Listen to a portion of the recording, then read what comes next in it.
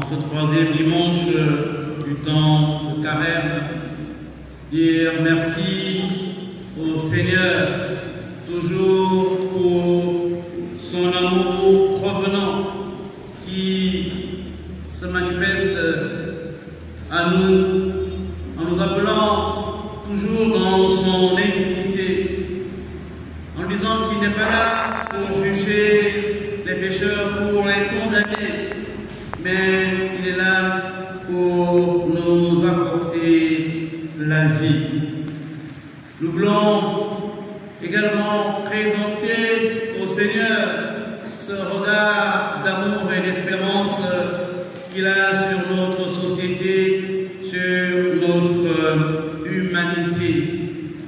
Aujourd'hui, eh bien, c'est la conclusion de la deuxième édition des journées sociales catholiques, avec le thème « Tous frères » pour refonder ensemble l'Église. En cette période belle de construction pour notre pays, nous voulons mettre le Seigneur au centre, afin qu'il nous montre la voie à suivre et surtout qu'il nous donne la force de marcher sur ce chemin qu'il nous présente.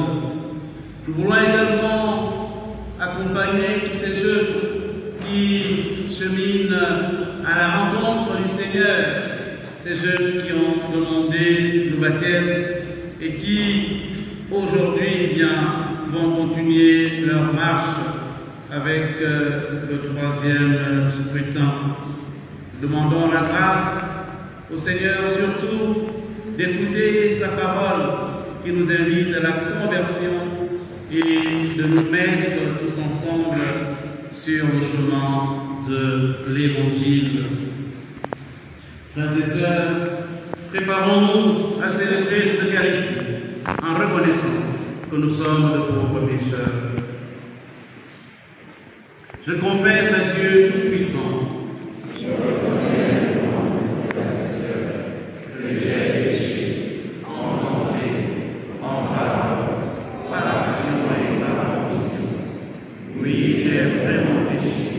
C'est pourquoi je suis la bienheureuse Vierge Marie, les anges et les saints, et vous aussi, frères et sœurs, de prier pour moi, le Seigneur notre Dieu. Que Dieu Tout-Puissant nous fasse miséricorde, qu'il nous pardonne nos péchés et nous conduise à la vie éternelle. Amen. À l'image du Dieu de Jésus. Et sur le même registre, Jésus fait mention d'un autre drame, la chute de la tour de Siloé, qui a causé la mort de 18 habitants de Jérusalem. Dans cet exemple, il ne s'agit plus des Galiléens, eux considérés comme pauvres pécheurs, mais il s'agit des habitants de Jérusalem, les soi-disant justes, les soi-disant hommes pieux. Et il n'y a, semble-t-il, aucune responsabilité humaine, comme c'était le cas pour Pilate, du massacre des gens. Mais là, il s'agit tout simplement d'un accident de la nature, une catastrophe naturelle. Alors, le Seigneur se demande, doit-on aussi attribuer cela à la mère invisible du Dieu vengeur? Frères et sœurs, Dieu n'envoie pas de punition sur les pécheurs, mais il les appelle à la conversion. Je ne veux pas la mort du pécheur, mais je veux qu'ils se convertissent et qu'ils vivent, nous dit le Seigneur. Frères et sœurs, le plus grand malheur, c'est de vouloir croire en Jésus, le Fils de Dieu, et de refuser d'entrer dans la vie qu'il nous donne par son évangile de salut. et être sauvé, croire en Jésus, entrer dans la vie, eh bien, cela dépend exclusivement de chacun d'entre nous, de la décision de croire ou de ne pas croire. Jésus termine avec une parabole. Ici, la tonalité est plus apaisante. Et le Christ nous révèle le visage aimant du Dieu vivant. L'Évangile nous présente un propriétaire agricole qui va abattre un figuier stérile qui, depuis 3 ans, ne produit absolument rien. Je continue. Et le Seigneur, au fur et à mesure que les jours passent, il essaie de nous décaper pour nous rendre plus beaux et pour que nous puissions goûter pleinement la célébration de la Pâque, Christ ressuscité, présent et vivant au milieu de son peuple. La méditation de ce matin sera focalisée sur l'évangile du jour. Dans cet évangile, des gens rapportent à Jésus un drame, certainement une révolte qui a eu lieu. Et Pilate fait massacrer les Galiléens dans l'enceinte du temple pour mater un peu la rébellion et se fait rester marqué dans le cœur du peuple juif. La réponse de Jésus se décline en 2 phases. La première phase, Jésus répond avec un ton sec, un ton brutal. Et il ne fait pas référence à la cruauté de Pilate. Ce qui l'intéresse, c'est ce que pensent ses auditeurs. Selon eux, les Galiléens, souvent considérés comme des pécheurs, souvent méprisés, selon les auditeurs de Jésus, les Galiléens doivent leur fin tragique à cause de leur péché. Et Jésus, d'un ton ferme, déclare effectivement les Galiléens comme nous tous, nous sommes de pauvres pécheurs. Mais que ces Galiléens ne sont pas forcément les plus grands pécheurs. Et leur triste sort n'est pas à considérer comme une punition divine. Et en plus, Jésus met en garde son auditoire. Si vous ne vous convertissez pas, vous périrez tous comme eux. Et Jésus leur dit de cette façon que au lieu de vous attarder sur le péché des Galiléens, vous devriez plutôt vous occuper de votre propre péché.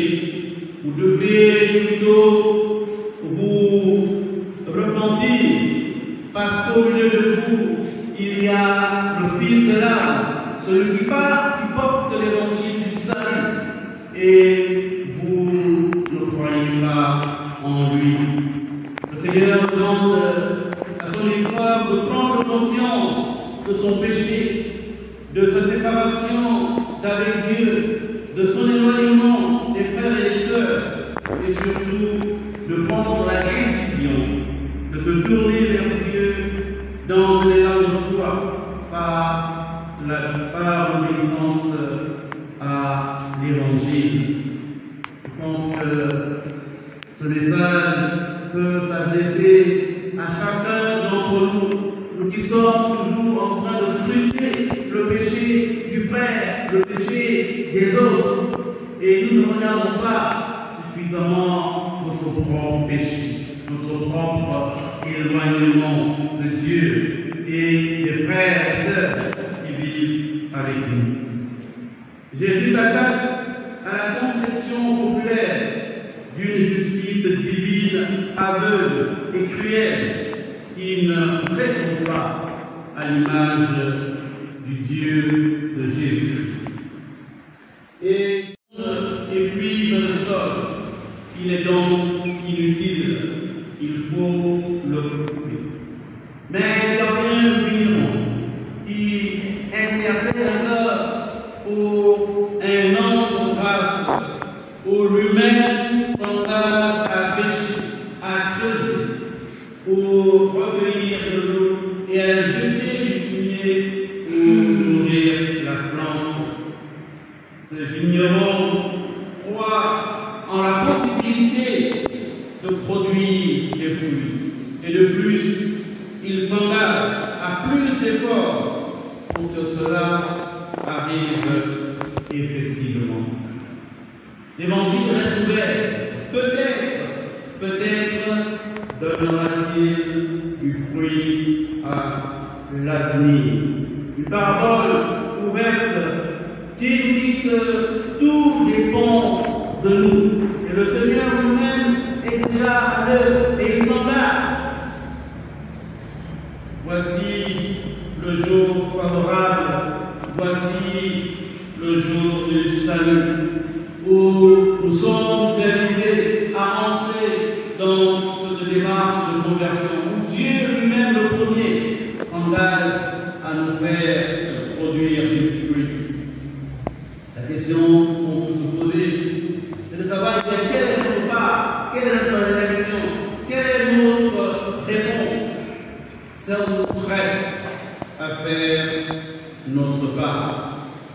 Saint Augustin nous dit que Dieu qui nous a créés ne peut pas nous sauver sans nous. Et le carême, frères et sœurs, nous offre le temps favorable. En ce temps où nous célébrons le jubilé, ce jubilé où le Seigneur ouvre ses réserves de grâce pour nous sauver. Dieu a une parole pour nous. Dieu a une parole pour les faits de société, pour notre monde. Et l'Église porte ce message d'amour et d'espérance. Les journées sociales catholiques sont une invitation à être par la prière, la réflexion et l'action, une invitation à être des artisans du Gabon nouveau, pour donner un visage plus humain, plus fraternel, un visage évangélique à cette belle entreprise qu'est la refondation de notre cher pays. Ce temps de carême nous presse à sortir de l'exercice pour aller vers les périphéries, soulager à l'esprit de nos frères. Pour cette deuxième édition, l'attention est fixée sur ceux qui vivent sans pièce d'identité. Ce sont des gens invisibles qui sont avec nous, mais qui n'ont pas le droit, parce que non reconnus, non intégrés dans notre société. L'attention est également portée sur les femmes qui subissent des violences de tout genre et sur les victimes des conflits de succession après la mort du conjoint. Ces victimes, nous savons tous, ce sont essentiellement les veuves et les enfants qui restent. Frères et sœurs, bien-aimés, que le Seigneur nous donne en ce temps de carême la grâce de répondre généreusement à son message d'amour et de conversion. Au nom du Père et du Fils